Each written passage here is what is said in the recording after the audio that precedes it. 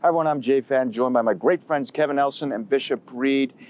And thank you for joining us today for This is the Day. We're at Pearl Harbor. And today, Bishop, it's going to be a very reflective show. It is very moving for us to be here. We're glad you've joined us. Many men and women sacrificed their lives here for our great nation. And today, Frank Clay and Father Paul are going to help us to understand more the significance of this place. It's going to be a very special edition of This is the Day. Please stay with us. It starts right now.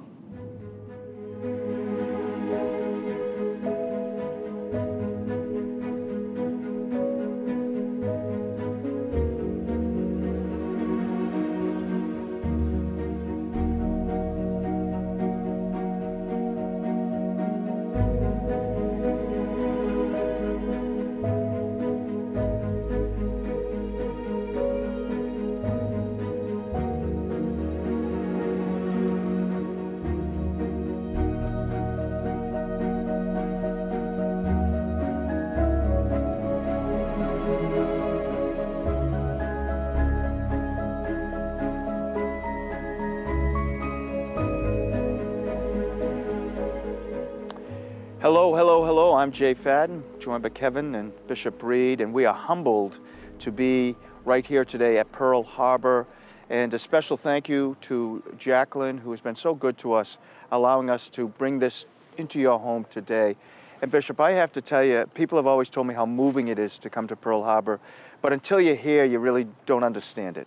It's really true. People have said the same to me. I've never visited here. This is a first for me. And whenever you go to some place where there's a lot of history, it really opens up your mind to understand it better. But this is a place of deep emotion because of the lives that were lost here and the day that will live in infamy, as President Roosevelt called it. And so I'm just grateful to have this opportunity to be with you guys and to welcome you from your living room into Pearl Harbor.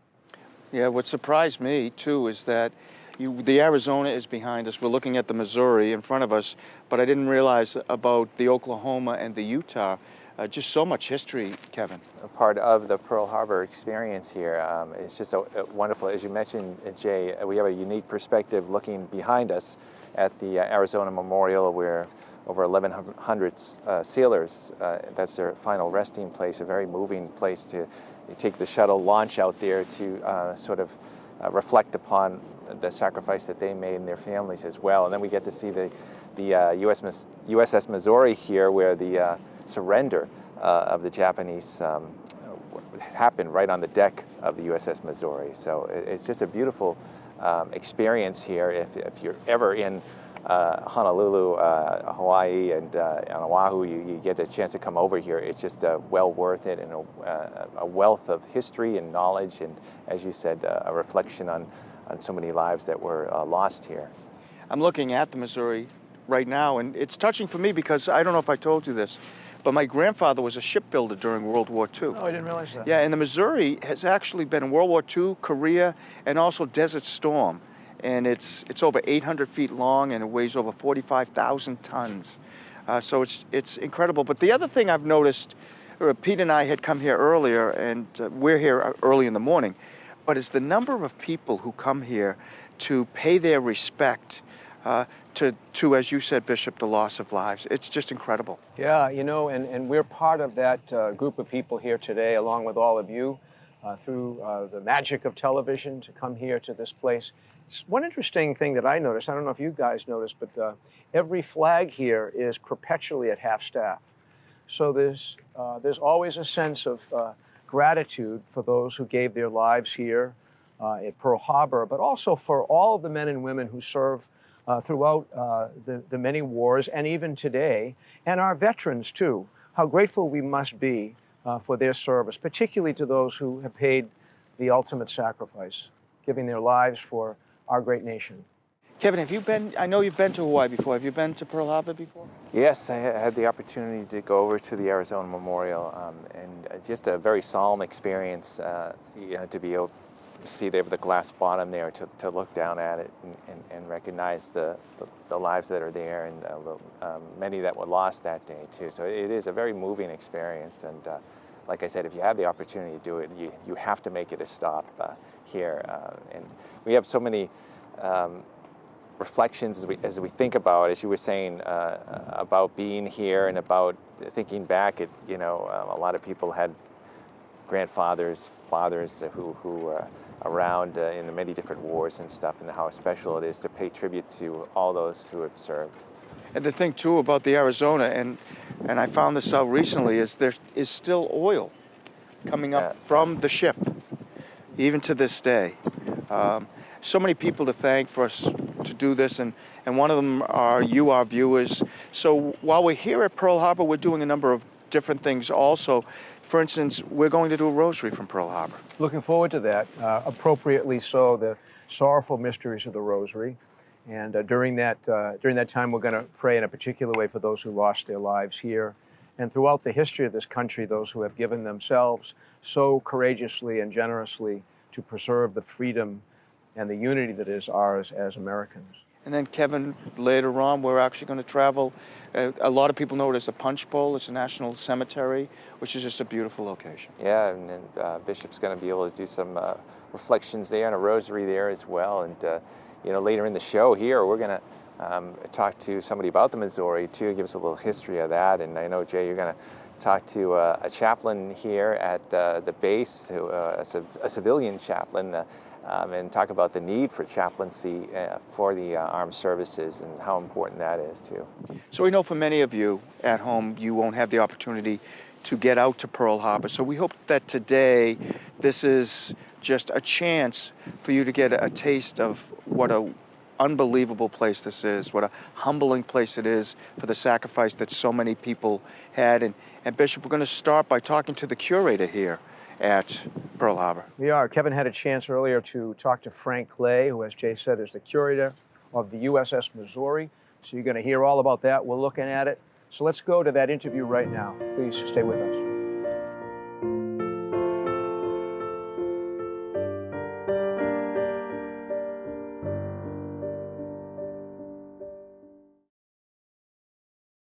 Joining us now on This Is the Day is Frank Clay, who is the curator here at the USS Missouri. And thank you so much, Frank, for being with us. Thank you so much for having me. But we unfortunately don't have as much time. But I wondered if you could just talk a little bit about the history of the USS Missouri for people who might not know the history.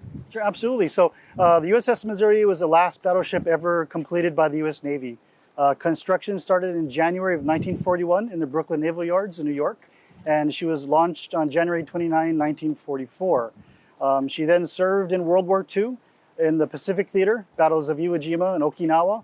And then most importantly, she served as a surrender site, September 2nd, 1945, where World War II came to an end when Japan surrendered to the Allied forces.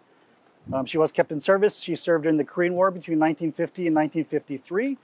She was then decommissioned in 1955, and then was recommissioned in 1986 to serve in the Persian Gulf War in 1991, before being decommissioned again in 1992. Yeah. And maybe if you could talk about how she ended up here and overlooking the Arizona Memorial. Yeah, so the Missouri forms bookends of World War II for the United States here in Pearl Harbor. December 7, 1941, and the wreck of the Arizona representing our entrance into the war. And then the USS Missouri, September 2nd, 1945, representing the end of the war. So we got the beginning and the end embodied in two separate warships in the same harbor. And talk about when the Memorial Association, maybe if you could just maybe talk about that a little bit and how it took this over and what it's doing now to help preserve the USS Missouri. Yeah, so we're a nonprofit organization. USS Missouri Memorial Association was founded to basically preserve and present the ship as a fitting memorial. So when the Missouri was towed and arrived here in June of 1998, we took over custody and stewardship of this ship. So we're making sure that she's well maintained. We spend millions of dollars each year to make sure she's preserved for future generations, but also to present her as a fitting memorial. So we have tours, guided tours and self-guided tours on board the ship where guests can come and experience the history of the ship. And I know you have programs too. People can stay on the boat as well. Maybe you could talk about some of those. Yeah, so our education department does have an encampment program. School groups, Boy Scout, Girl Scout troops do stay on board the ship so they can have an overnight experience sleeping aboard the Mighty Mo. So it's really neat and very great from an educational standpoint. And you have a couple of significant events too during the course of the year that are held on Mighty Mo.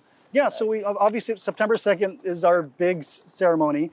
We also celebrate Veterans Day. We have a Veterans Day ceremony coming up on November 11th this year. This year we are honoring Senator Daniel K. Inouye as part of that ceremony. So yeah, and of course we also, every day is a day for us. We have military ceremonies almost every day on the ship that we provide free of charge to all branches here at active duty. And talk about, I was talking to you before we started interviewing, and you have the unique experience of going through, you've been here for like 10 or 11 years, you were saying too. Yeah. Maybe talk about the visitors that you've seen over the years, maybe some of the more typical questions that you get asked. Yeah, so yeah, we have a really great variety of guests from all around the world who come to visit. And they're here to learn and experience the ship and what it means to them. Everyone has a stake in what this ship means to them and how its history impacted their own personal histories. I think for us, the most rewarding visits are from former crew members. The men who served on board the ship in all of our eras of service who get to come back with their families and show them what Daddy did, what Grandpa did, and sometimes even go to the exact rack that they slept on and the space that they worked in. So that is for us is a very rewarding part of preserving this ship for future generations, is when that family now has that personal connection related to their father or grandfather's or uncle's service. Yeah. Any typical questions that you usually get or for the tour people that they usually get for people visiting? The big guns are normally our most prominent feature. That's what kind of sets battleships apart. You know, how big are the guns? They're 16 inches in diameter of the projectiles. And then they have a maximum accurate range of 23 miles. Wow. So that's a pretty far range for guns these big. And the Missouri's guns were the biggest in World War II for the U.S. Navy. Wow. How about for you personally, being part of the USS Missouri for so long? What's it mean to you to be able to help promote the history here and to keep that alive? Oh, it's very important for me. I've been here for more than 10 years, and it's very rewarding for me to work here. The people who I work with are great, and the mission we have is such a great mission to support our service members. I love history, so basically I'm a kid in a candy store, and I really can't complain. My office is a battleship, so this is a really unique place to work, really great place to work, and we provide a great service. Well, we're just out of time, but maybe you could talk about some of this, just so to give people an idea of the scope that it takes to maintain a battleship and what goes into that. Yeah, so as a nonprofit, we do not receive state or federal funding on a day-to-day basis. So we really rely on our visitors and the tickets revenue to help us maintain the ship. Our nonprofit is just over 100 paid employees, and we do rely on volunteers to come and help us as well. And through our revenue, we generate almost the majority of it goes into preserving the ship and keeping her, painted and in good condition, basically. So that's our main mission. And again, it's a tough mission, but it's a worthwhile mission for us. And if people want to find out more or watching on the mainland, how would they go about doing that? You can visit our website, www.ussmissouri.org. And you can also follow us on social media as well. We have Facebook and Instagram accounts as well. Thanks so much, Frank. It's great talking to you. Appreciate it. You're welcome, sir. We're going to send it back to the rest of This Is the Day.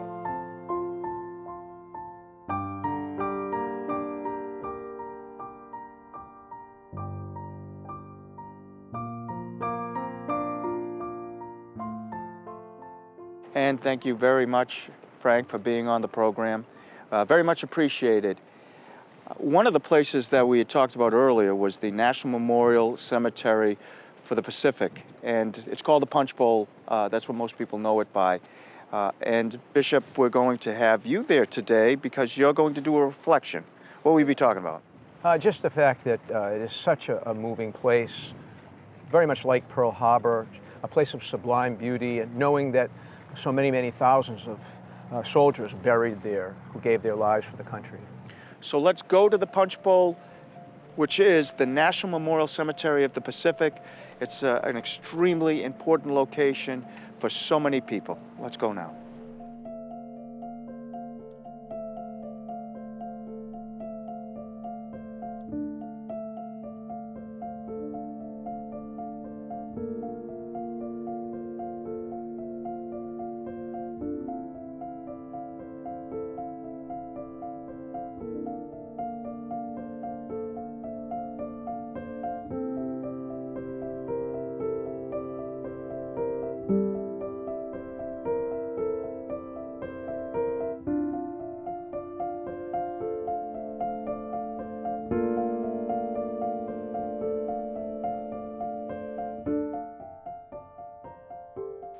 here in this moving place of beauty, the National Memorial Cemetery of the Pacific, a place that speaks to us quietly and soberly of true heroism, the ultimate sacrifice courageously paid by those who treasure these Hawaiian Islands, and on the continent, the rest of the United States of America.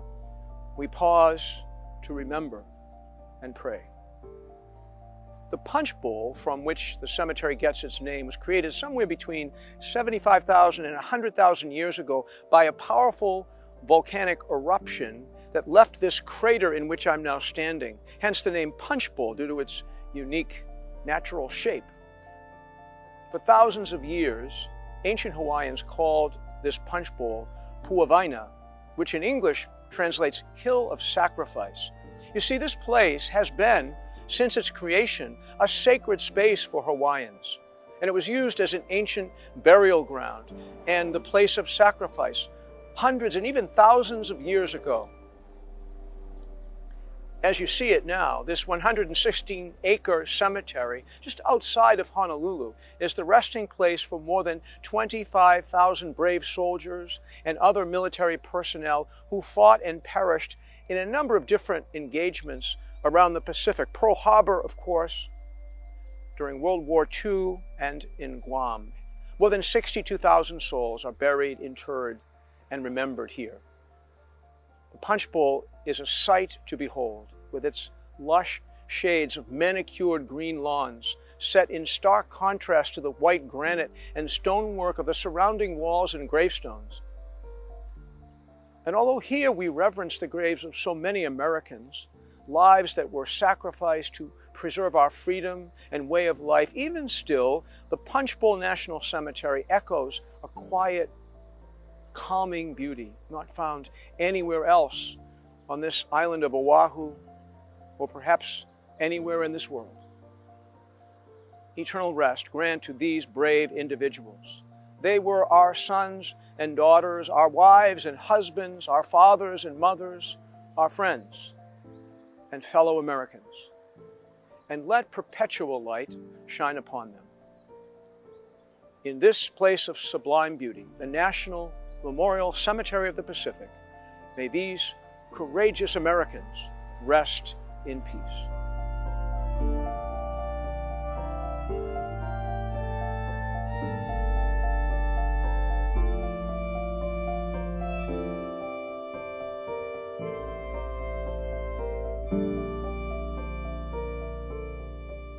And at the National Memorial Cemetery of the Pacific, one of the things that they're doing that is so moving is every day they actually try to identify people that they were not able to identify because of DNA and how it has gotten so much better. And it's just a place, Kevin, that is so revered.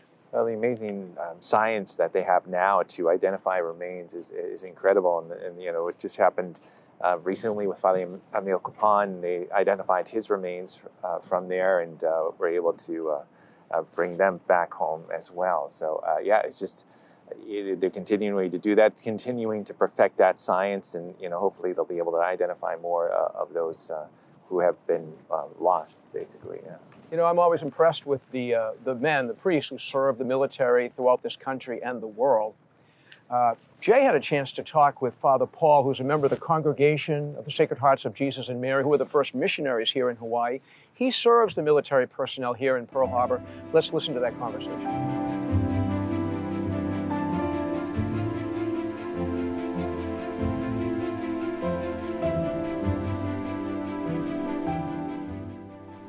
And Father Paul joins us now. He's a civilian chaplain here. And Father, thanks so much for being with us. You're welcome. Pleasure. I want to know, what is your role here? What are some of the things you do? It's very basically, it's very similar to a diocesan priest in a diocesan parish. I do all the sacramentals, any baptisms, weddings, daily mass, weekends mass, hospital visitation, very similar. Now, I'm not even sure there could be, but is there a typical day here for you? No. There's no typical day? Not in the military, absolutely not. You don't know what's going to happen within 24 hours. Yeah, what are some of the different things that would happen here that would not happen in a parish? Some of the services are quite a bit different. Yesterday I had well, we would, I guess, call it a funeral. It wasn't really a funeral. It was an honoring young man who passed from the military, and they gave him honors. And so I was called in, again, not really a spiritual service, but a service where the military honors them. And so then I was asked to do the opening prayer and the benediction. Those are the types of things that you would normally have in a parish. And why do you think it's, and I think why, it's so important to have not just a chaplain, but a priest, so for these men and women who are here? Very particular sometimes with the Catholic Church and the Catholic chaplain. I just came from a staff meeting and we were talking about the reality that there are many times when they will call in and they will specifically ask for a Catholic chaplain, a Catholic priest. Now, depending on the circumstances, I can always respond to those, and then depending on what they are, I'm not able to, depending on what's going on base. I have a brother-in-law, and he is military. And I always find that military people are a bit different. They're more focused. What are the men and women here like?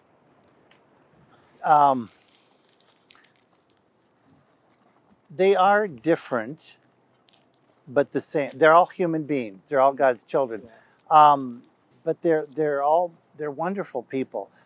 It's an honor and a privilege for me to serve them. These are the men and women who are protecting our freedom for the United States of America. And although it can be very challenging at times, it certainly is an honor for me to serve with and for them. What made you decide to do it? Because I'm sure there's something that moved you in this direction. Well, like I said, this is my second tour here in Hawaii. My first one, I was just called on to help out on Hickam Air Force Base. And again, I was just doing supply work, helping out masses, depending on what the circumstances were. And then I was off to the mission. The congregation sent me off. And when I came back, there was another priest in my position, and inadvertently, he died rather suddenly. And so the congregation had asked me, would I consider doing this again? And of course, there was no question. It is so different than a regular parish. And I actually had said, I really don't care to go back to a regular parish. And so this came up and it fit. And again, I like it, the diversity, the people. One of the wonderful things is working in the chaplaincy, and I work with all the denominations of Catholicity, Protestants, Baptists, and that's wonderful. We just had a little gathering, last week for a trunk or treat, and the Catholics and the Protestants and the Baptists, we all get together. We were cooking food. It brings the people together as a community, and it makes no difference what your faith or religion is, huh? Yeah. It was just a beautiful experience of church. It's community. Community, exactly. It's community. I know some chaplains, and one of the things they always tell me is there is still such a great need for Catholic chaplains here. Indeed. Tell me about that. Unfortunately, as you know, the vocation crisis, I hate to call it a crisis, but we are in need of vocations, whether it be priests, brothers, sisters, deacons, and it's the same in the military. They are not getting those vocations. Hence, I'm a civilian contracted to help service them, and it's my pleasure and honor to do that. But the reality is, there just are not the vocations coming to the priesthood to serve. How do you think it's changed your priesthood working in here? Maybe I hate to say it, but I have a greater sensitivity. Okay. A greater sensitivity, a greater sense of patience. The way the military does things is not always the way I would do it or the church would do it. And so you have to bend a little, and things are just different. And so consequently, you go with the flow. It is what it is. I hate that saying, but it's the reality. Well, Father Paul, thanks for all you do for so many people, so many service men and women here at Pearl Harbor, and thank you for being with us today. Very good. Thank you. Now back to the show.